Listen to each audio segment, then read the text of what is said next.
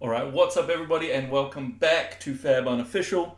We are back. We are doing videos again. I promise this time. Last time, you guys can go back and check out some of the other videos. It has been a while. Last time we made it to 4 videos, the last of which was a Monarch spoiler video where we spoiled Raiden. So that goes to show just how long it's been.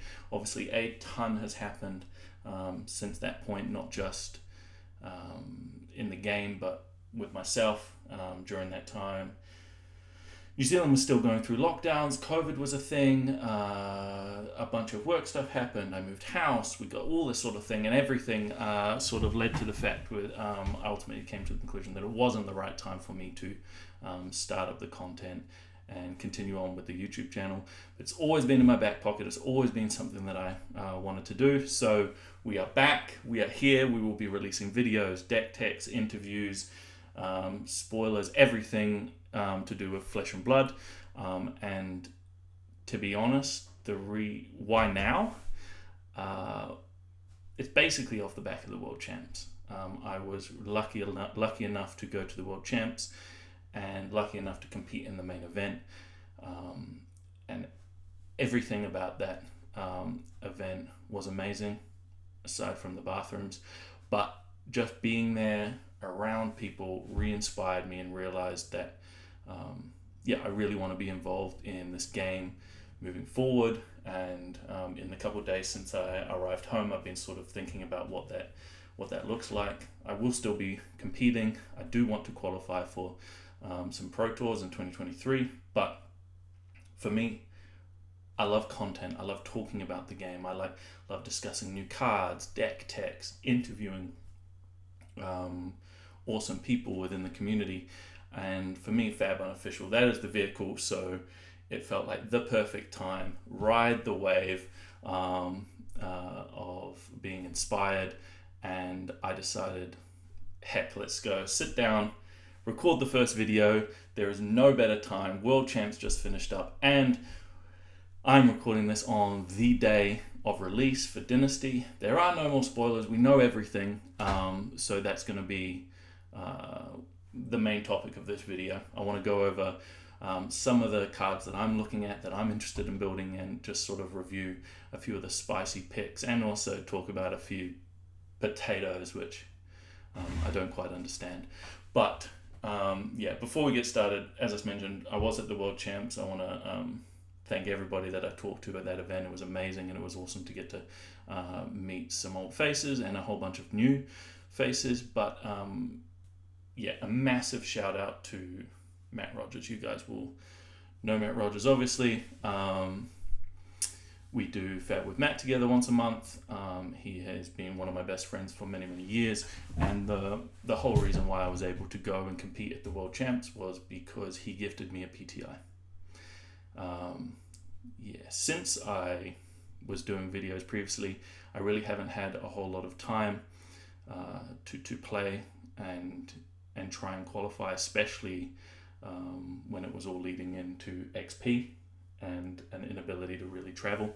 The only event I managed to make it to was the Calling Indianapolis, which I placed 12th, I think, but obviously that's not top 8, which isn't enough to get a PTI. So I even had to LCQ Internationals this year with very little practice, but Matt Rogers was gracious enough to, he didn't sell it to me, he just gifted me the PTI. That's the type of guy he is, so I do want to say a massive thank you to him. It was amazing experience. Me and Matt will be getting into everything about the World Champs and everything we got up to, and his placing and my placing, and talk about everything on the upcoming episode of FAB with Matt, so make sure you check that out on Channel Fireball. But this video, Dynasty. I want to talk about it. I want to talk about some of the spicy cards, and just sort of get stuck into it. I'm a deck builder at heart.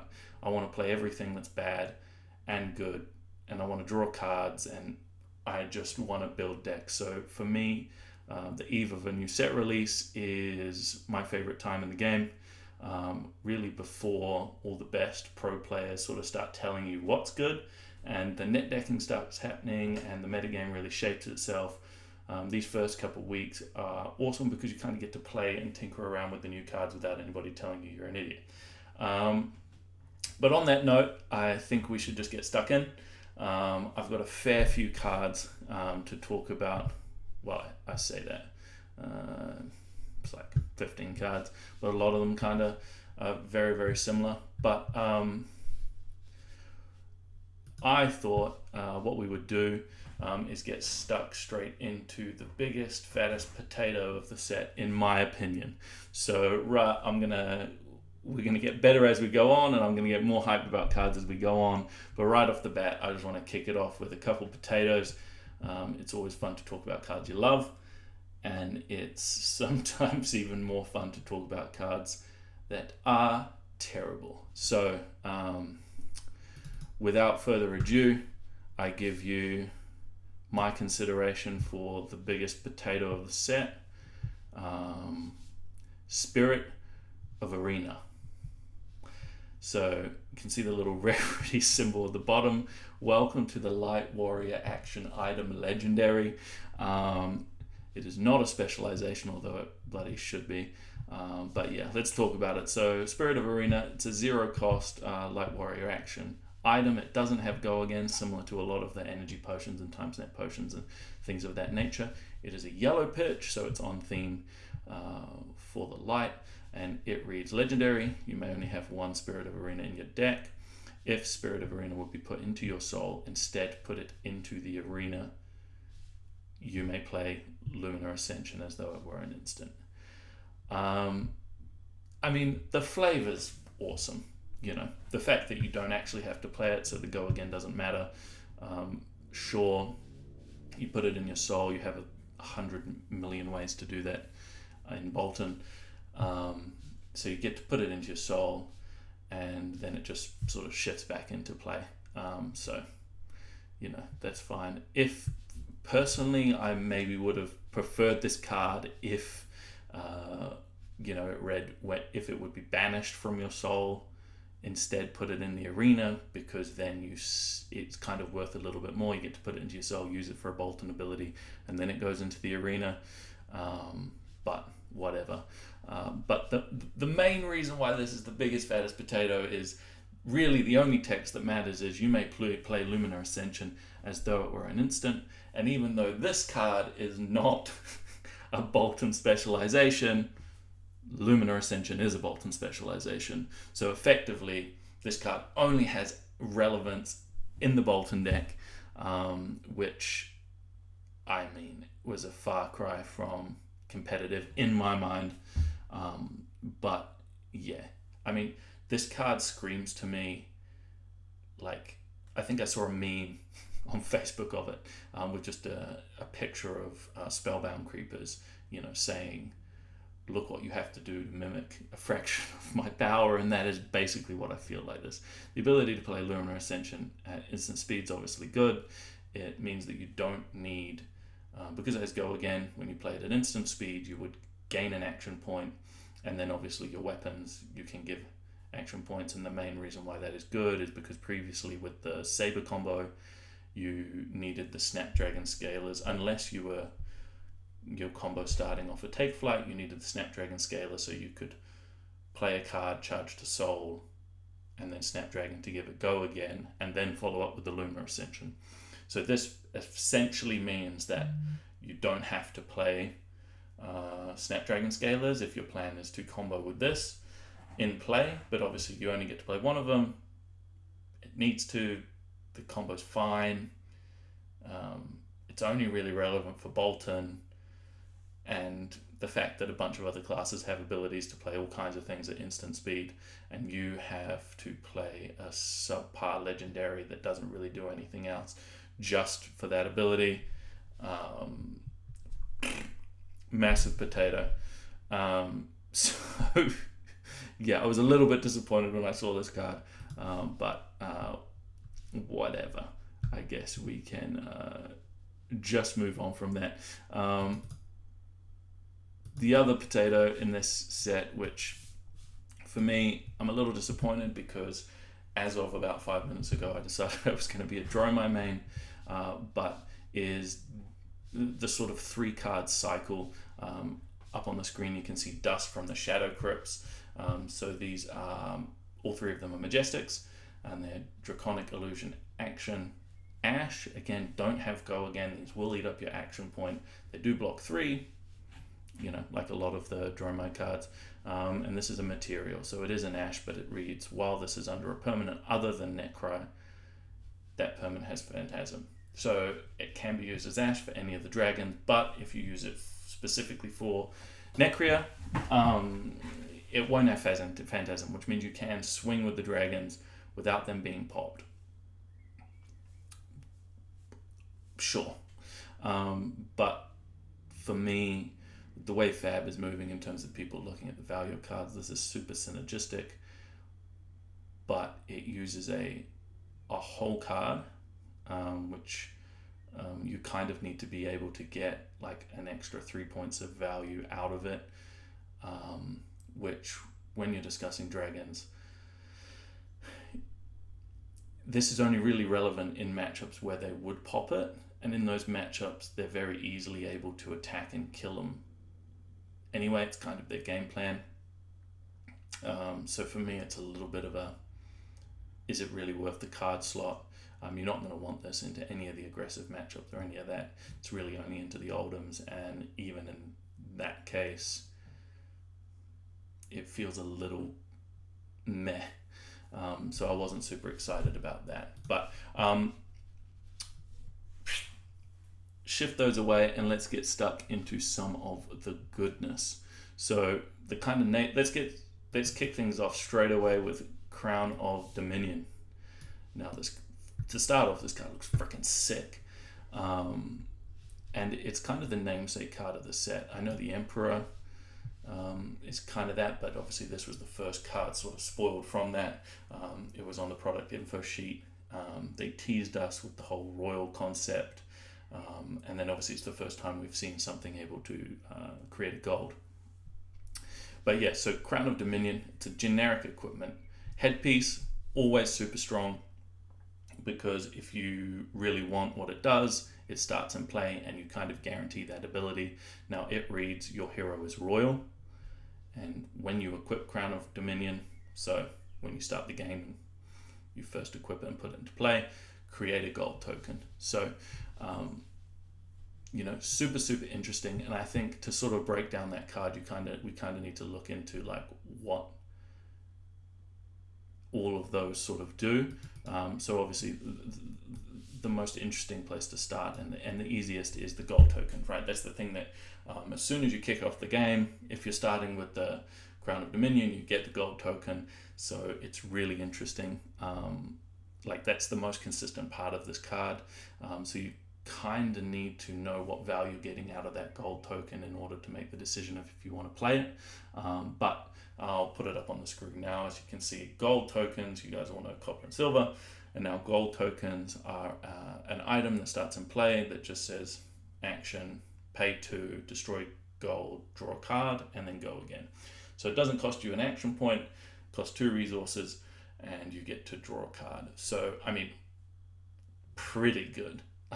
Right off the bat. The most obvious scenario is if you pitch a blue, you sack this, you get to replace the card you just pitched, and you're up a resource. So at baseline, a gold is worth like a resource point at some point during the game and a cycle. So if you get any of those like double ups of multiple blue hands, you're able to crack this, get a resource, and then be able to work from there, hopefully drawing into something a little bit more relevant, one of your reds. But where this gets super interesting is the gold does have small use cases in other areas, namely a card which I'll put up on the screen now with Cash In, right? So Cash In, it's 4 cost, has the alternate cost, which you can read on screen, and it reads draw 2 cards. So if you pay the alternate cost of sacking a gold and this card, you draw 2, so you go up 1 card, which is, as we kind of know at this point in FAB, is ridiculous. It's being up one card is insane. There's a reason that all the tomes have such crazy drawbacks. So the fact that you can play Crown of Dominion, start with the gold token, and know that you just have a cash-in floating somewhere in your deck is insane. I mean, you can easily break down that value in points. So if you compare it to Crown of Providence, the most recently released crown that's seeing a lot of play, that has 2 block and blade break, right? That's worth 2 points. And then you get to filter a card either from your arsenal on the bottom of your deck or from your hand and then redraw. There's obviously varying values to this. Obviously it's worth a lot more when they try and command and conquer you and you get to shift your arsenal away. It's potentially worth a couple points, depending if you again get to cycle a blue and get a red back. But at minimum, it's worth 2, somewhere around 4 points, somewhere between there. With Crown of Dominion, if you just have the gold token in play and you have a cash-in in your deck, at whatever point you draw that cash-in, that Crown of Dominion has become worth 3 points. Maybe 3.25 depending on what you value a card on, but essentially the one cash in turns into 2 cards, so you're up 1 card, up 3.25-ish points on average. So that's sort of on par with the sort of value that you're getting out of other things. Obviously the downside is you don't get to dictate when that happens. If that's your plan for the gold token, you only get it when you draw the cash in, so you're leaving that up to variance.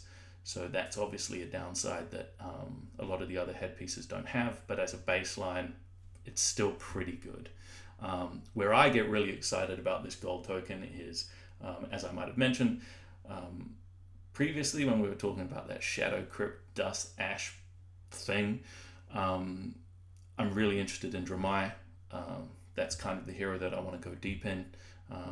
In upcoming videos, you hear me talking a lot about her.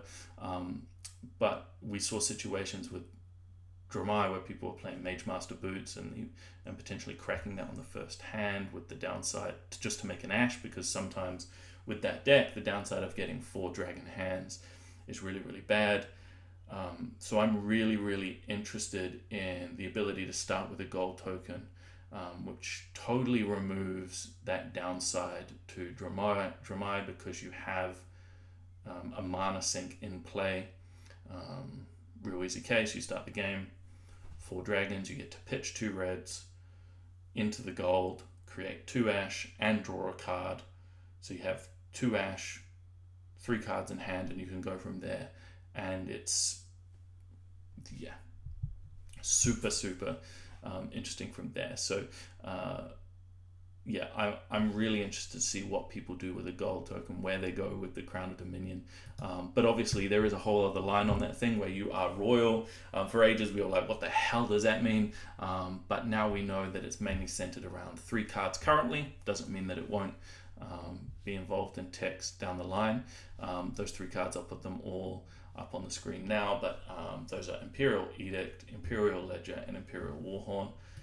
I won't go, you guys can read these cards. I haven't had a ton of time to digest them all myself, so I won't go super in detail, but the Imperial Edict is 1 cost, a generic action, which is legendary, and the action is just destroy Imperial Edict, name a card. The name card can't be played until the start of your next turn.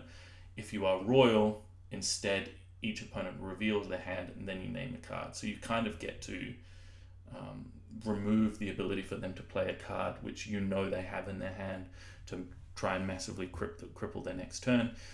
Interestingly enough, this isn't like Chain of Eminence. This simply just says you can't play that card, which means if you did this, activated Imperial Edict and then attacked with them, they'd still be able to block with it and get some sort of value. So when and where you use this card gets super, super interesting, but we can talk about that down the line. The next one, Imperial Warhorn. So this is a 2-cost legendary generic action item, and it says action, 1 resource, destroy Imperial Warhorn, choose any number of heroes, each of them chooses an ally or item or landmark permanent they control, destroy each permanent chosen this way. If you're royal, instead you choose those permanents. So this is like really, really interesting, kind of the first of its kind, where you're able just to destroy a permanent in play, which we haven't had any access to that up until now. Namely, really good example is with Icelander, which has been super popular in both Blitz and CC. They play something like Insidious Chill, or that's a perfect example. But they play an Insidious Chill, which is going to represent multiple cards worth of value out of them, and is really integral to like the combo turns they're piecing together. This card is an answer to basically remove them. So, and then the other implications with this are things like Frost Hex, where they're given to you, and you can do some interesting things there. But yeah, pretty cool. But the one I'm most interested in, and obviously I would be, because I love to mess around and not really do a whole lot but have a ton of fun, is the Imperial Ledger. This is the 0 cost generic action item legendary, and it has action: shuffle Imperial Ledger into its owner's deck, create a copper token.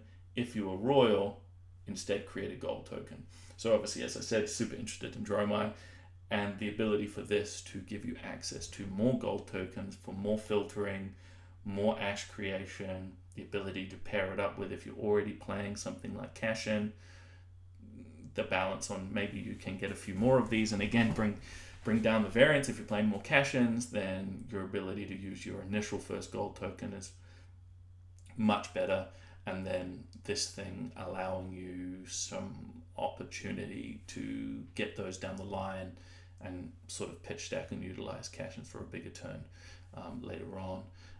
Notably, this doesn't have Go Again anywhere, so it uses your action point to play it. When you activate it, you don't have Go Again to do it.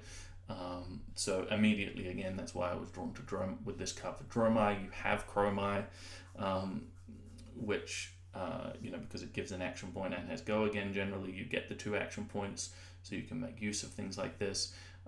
Stuff like Lead the Charge is a red starter for your dragons, which also would allow you to play this and make use of it. So for me, it feels like the best use case for this would be in something like Dromai.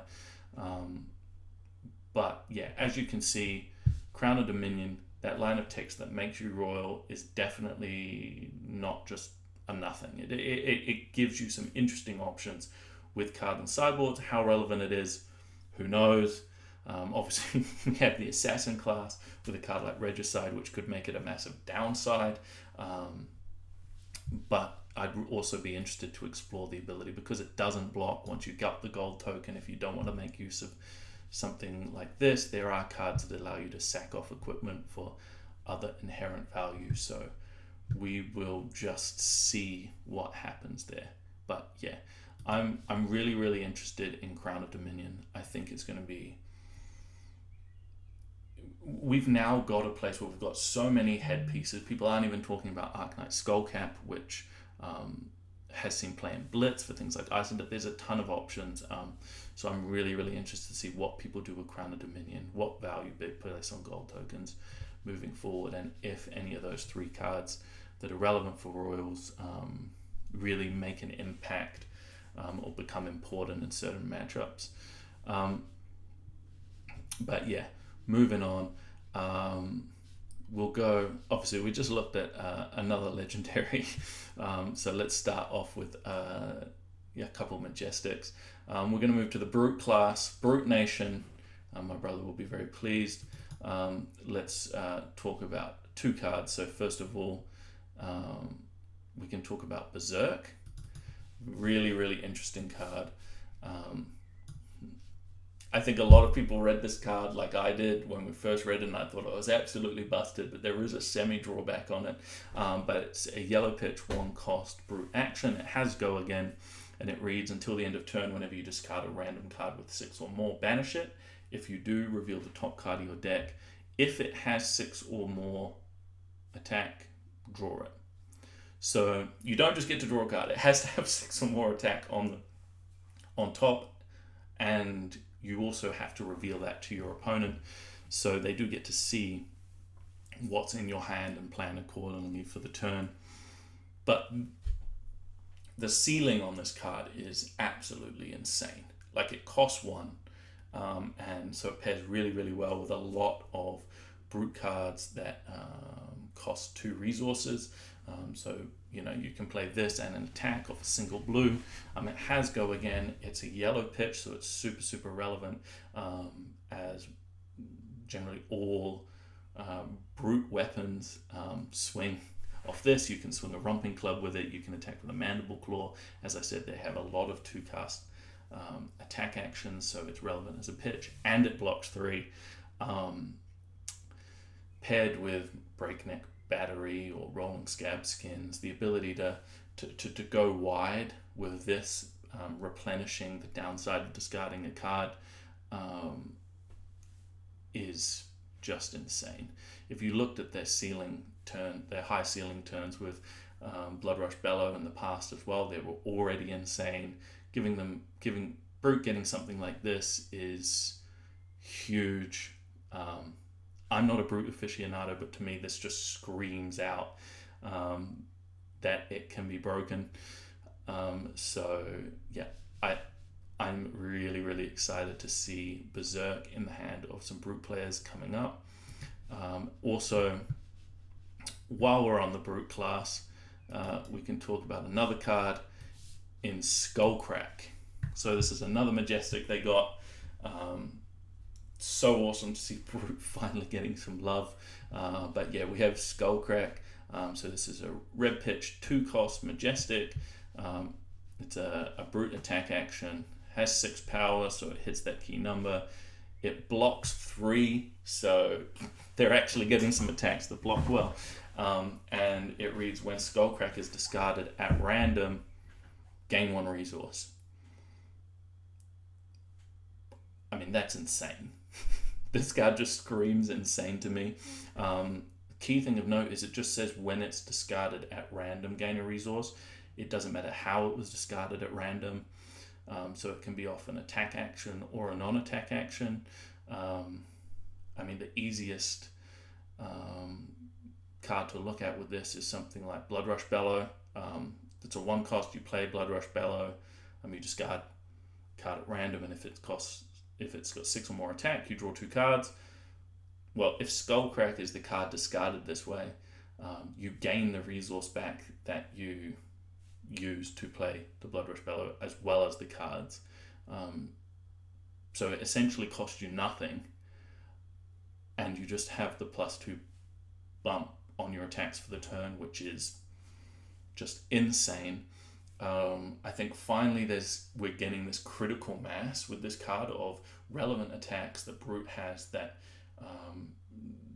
do things when they're discarded, namely Beast Within, Massacre, now Skullcrack.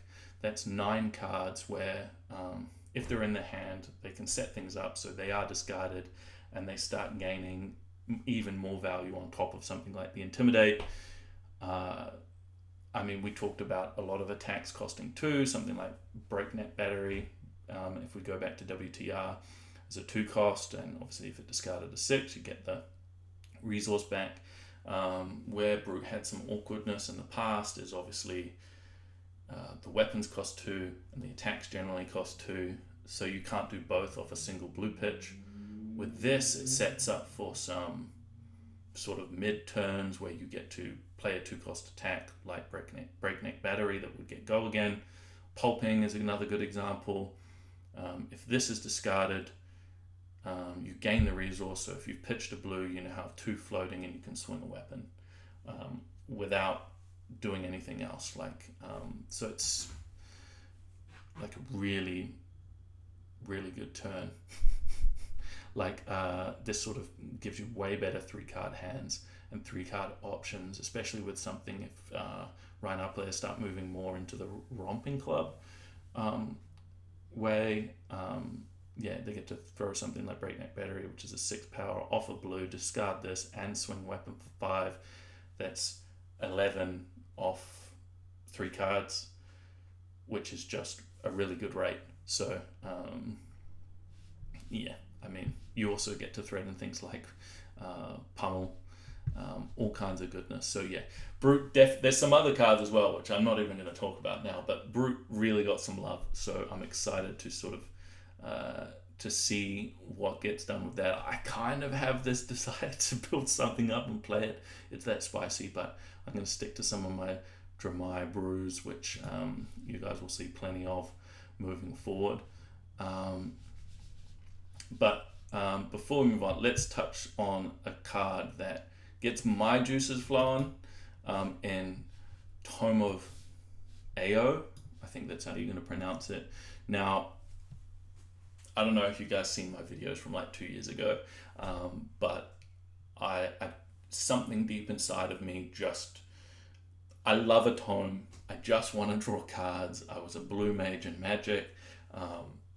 The idea of just touching yourself with your own deck and frickin' drawing different things and getting to more cards that are relevant. It's just, I don't know why I want to do it. I'm always interested in the tomes, every set. I kind of like the flavor of them as well in terms of just the idea and feel of playing something like a tome. But this one is super interesting. Obviously, so Tome of Ao, it's a 1-cost illusionist action aura. It's a blue pitch, 2 block, and it reads at the beginning of your action phase, destroy Tome of Ao, then draw a card, and it has ward 1. Now, we don't need to spend a lot of time in this one because I have no idea how good it is. On the surface, it looks like absolute garbage. That's garbage for those people that didn't quite get that. But, I mean, it's interesting, right?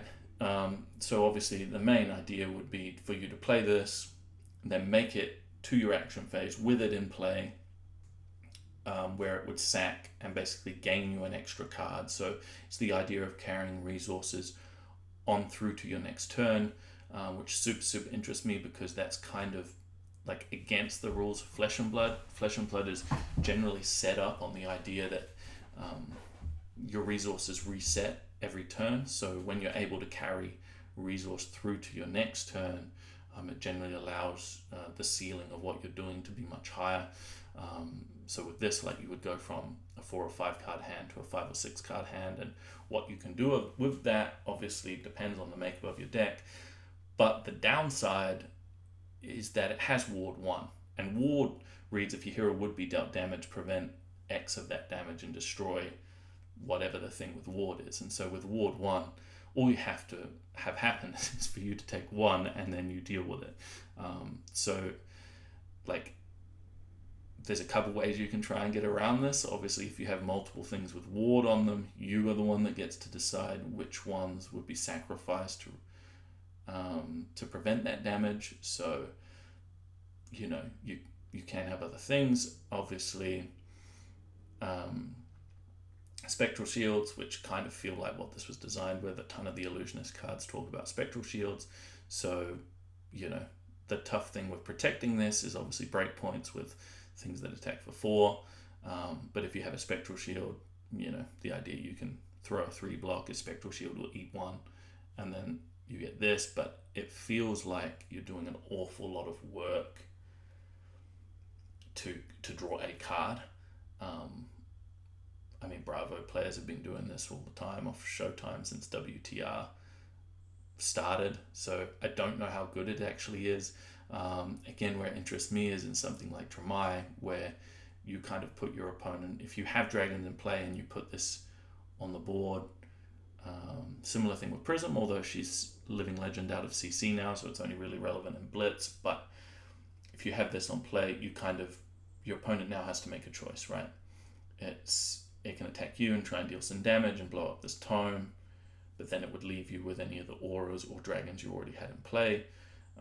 Whereas if you played into a spot where you know they have to kill an aura or they have to kill a dragon, by playing this, you know that your follow-up turn after you've lost, you now have the extra card to either replay dragons, replay auras, or go bigger and sort of try and deal some damage. It's interesting. Like, it feels pretty bad. I'm only really drawn to it because I love me a tome. But like, it's interesting. I think it will have some use cases, and it strikes me as one of those cards that I think is going to get super overlooked early, and then maybe we see it have some use cases down the line. But we'll have to see. I don't know why I made that face, but yeah. I mean, while we're talking about illusionists, we might as well talk about this. This is a haymaker of the set. I don't understand it. I don't know why it's come now. It's freaking sick. But yeah, so up on the screen, we were talking about dragons before. Now we have a different invoke. It's invoke Soraya. It's a light illusionist action, invocation, and it says it's a legendary invocation to transform a chosen spectral shield you possess into Soraya. Go again. So I mean, right off the bat, the entry point to this card is incredibly low. You only need one spectral shield. This is currently only playable with Prism, has an on-hero ability to get spectral shields. It already had other options to get spectral shields. This set offers a trillion more ways. So I feel like at any point when you draw this, you're realistically going to be able to play it. But the kicker is what it turns into, which is an absolute kick in the nuts powerhouse. So Soraya, Archangel of Knowledge. It's a light illusionist angel ally, which I'd just like to point out off the bat. If you guys remember Chain and you remember Levia, like the hoops you had to jump through in order to get your ally was like immense, and we get this thing off one spectral shield. But it's a 4 life, 4 attack ally that reads once per turn action, 2 resources attack.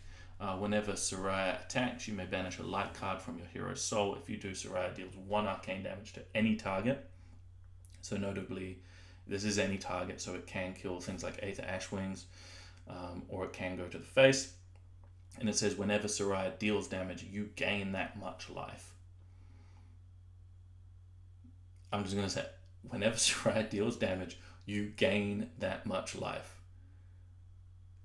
Like, that's insane. So for 2 resources and a card in soul, this is going to attack for 4 damage and an arcane.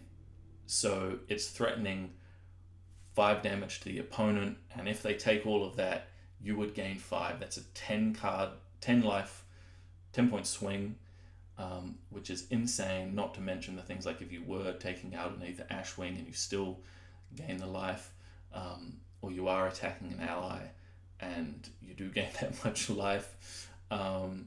Obviously, it has to actually deal damage, and the way this game works, if you're attacking your opponent and your opponent 3 blocks this, it didn't deal that damage, so you don't gain that life.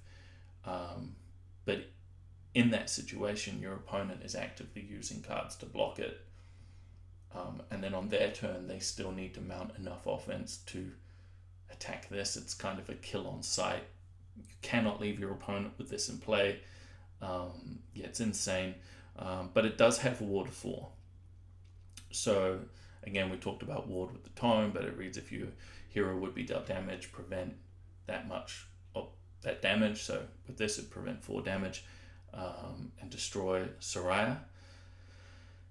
So it's a little bit of cat and mouse, right? Your opponent does have the option where, like I said, they don't have to swing at this. They can swing at you and hope that they deal damage, but you have the opportunity to block and prevent the ward from happening. So if they attack and they can't get through and you've just traded 2 cards, taken nothing, and then you still have this to swing again on your turn, they're just in the death spiral. I don't know what they do at that point.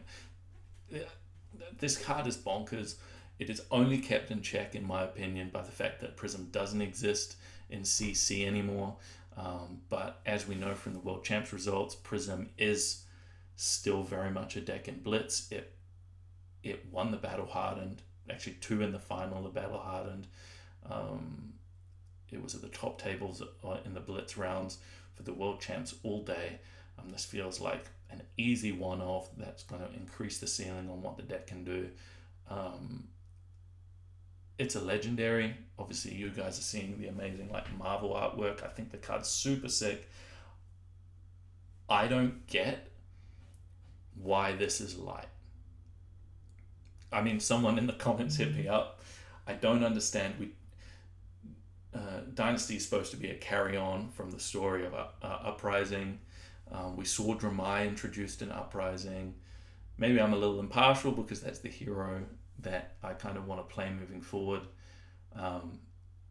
But I don't understand how one of the signature legendaries and the signature illusionist card in the set is for a hero that released back in Monarch. I mean, I could stand corrected. Again, I don't really read too much of the lore, so maybe I'm missing something there. But for me,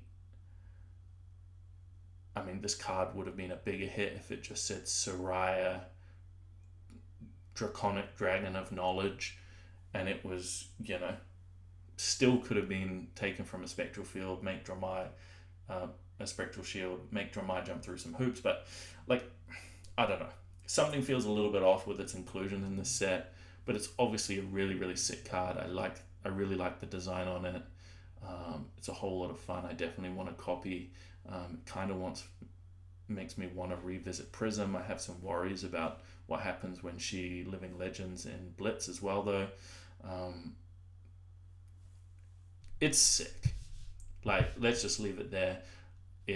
It's going to be a hell of a lot of fun, and I'm pretty sure in Blitz we're going to see a fair few of these attacking people, so it'd be really cool to see what happens there. But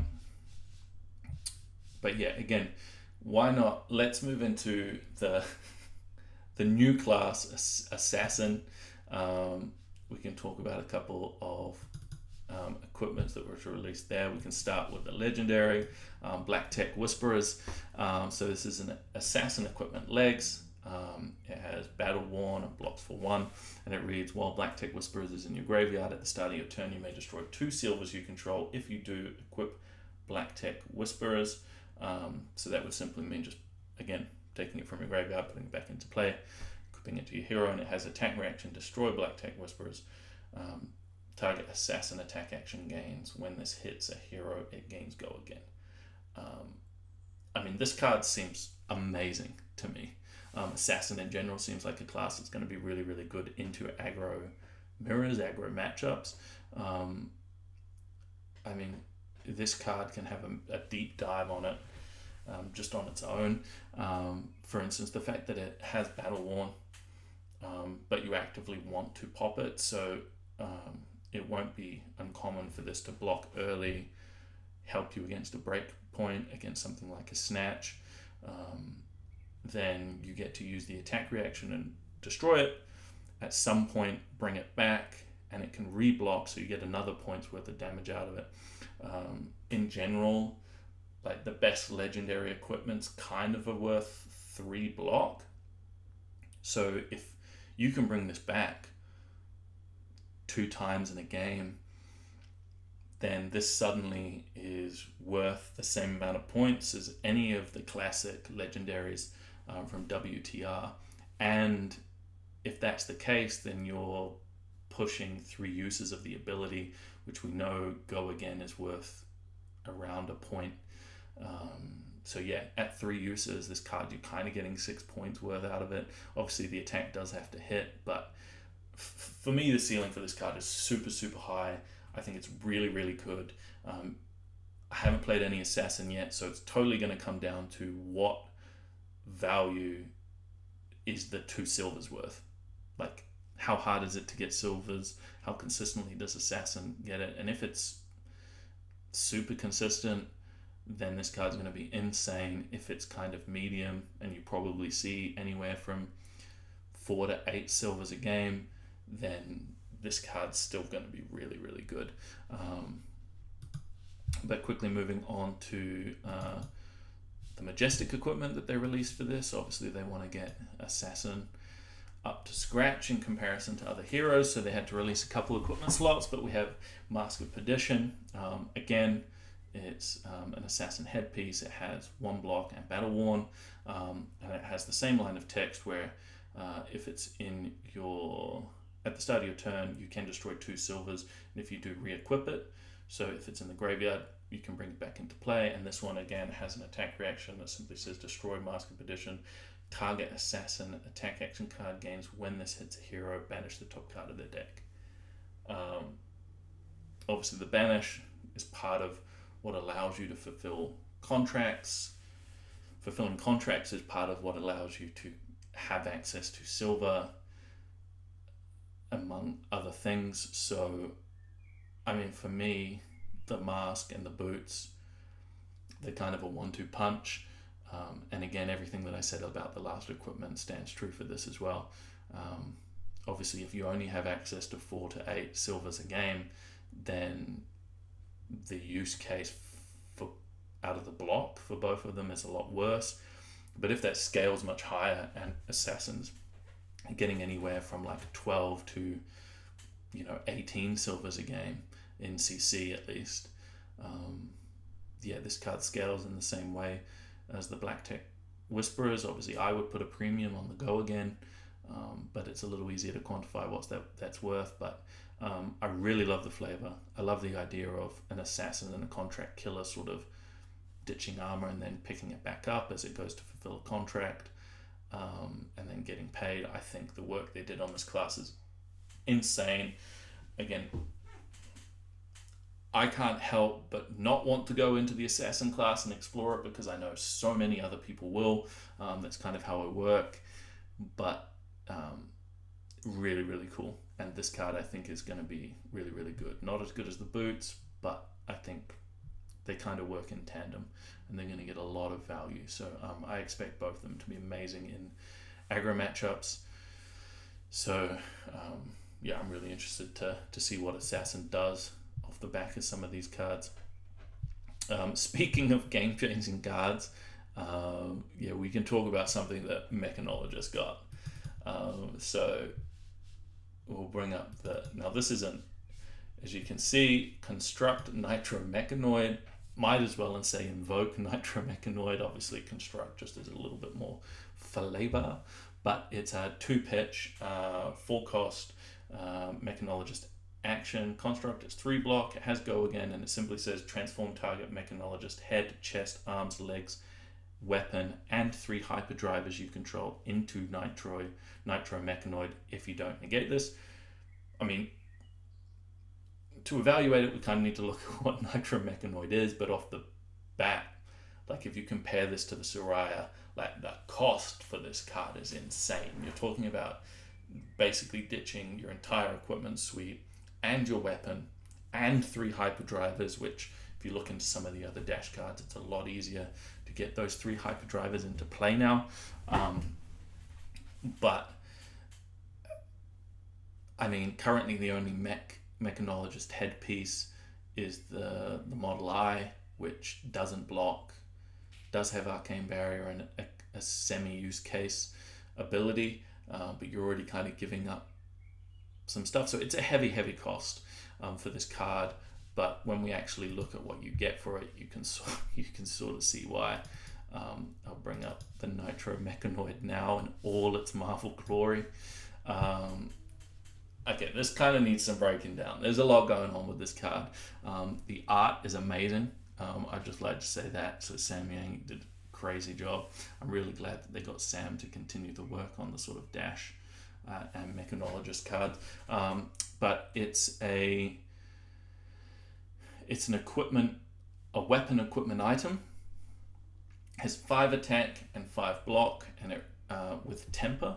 And it reads action, banish a card from underneath Nitro Mechanoid attack. So you're banishing one of the equipments you put under, or your weapon, or one of the hyperdrivers.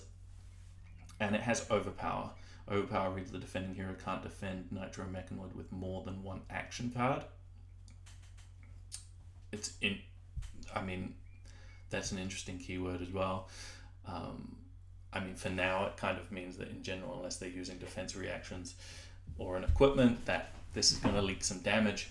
But this doesn't have go again, which is a big point. But if you just look at this, the value you get out of it, obviously there was a huge cost to get into play, so it had to be worth a lot. But if we just focus on the block value for now, so temper means every time you block with something, it gets the counter at the end of the combat chain, and then when it reaches 0, you destroy it. This starts on 5, so you're going to be able to, over the course of multiple turns, go block 5, block 4, block 3, block 2, block 1, before it pops. Absolutely insane. The fact that that's on board, which means you're guaranteed that block value every turn before you even start using cards out of your hand, is absolutely nutso. Now it has 5 attack as well, which if you actually, I won't bring it up, but the mech arms that they released blocks for 1 and then basically says that while it's under this thing, it gets +1 attack. So it's actually 6 power, as you can kind of, you keep that arms underneath it until the last card to attack with it. So this essentially would get, if I'm not mistaken, 7 attacks. 7 attacks for 6, and then the 8th attack would be for 5, as you would have to remove the arms on the final attack, so it wouldn't be under it anymore. I don't know what the hell to think about this card. It's obviously insane. Is it worth the sacrifices you have to make in terms of the equipment, the fact that you don't have the weapon, so there's no pistol, which means induction chambers and things of that nature just aren't really doing anything anymore. I mean, good luck to people facing down this card, but good luck to those people that are trying to build it. It's insane. I don't know. I kind of want to be playing it. It's just so freaking cool. Notably, it's not legendary, so you actually can play 3 of the constructs for this card. So there is some like genuine ability to be able to get it out with some consistency. Yeah, this is nuts. It definitely feels like legendary level power. It's a whole lot of spicy. Yeah, I expect a lot of people, just for the sheer like flavor of summoning this card, I am predicting seeing a heck of a lot of Nitro Mechanoids in play in the near future. But whether that's something people continue to pursue, I don't know.